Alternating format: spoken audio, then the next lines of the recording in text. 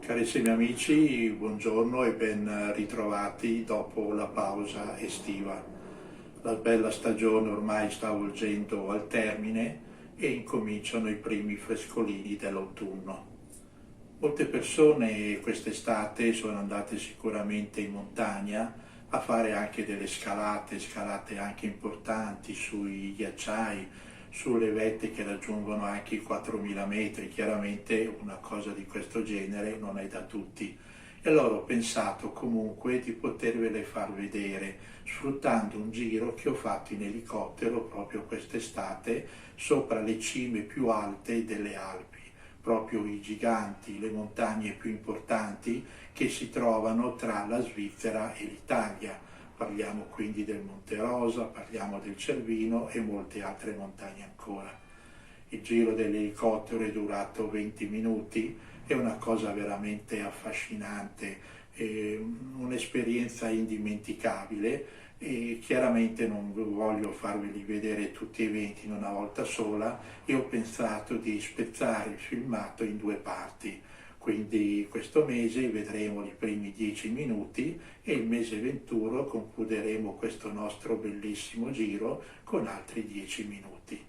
Bene, buona visione.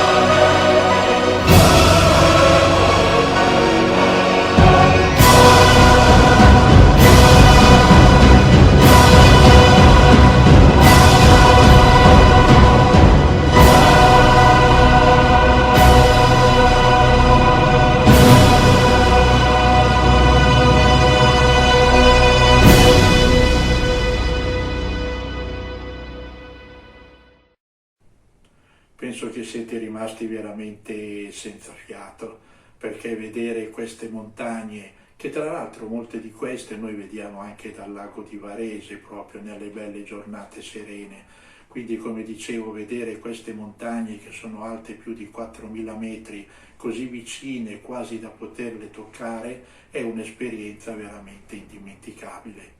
Penso che questo filmatino vi possa essere interessato e vi do appuntamento al mese 21. Arrivederci.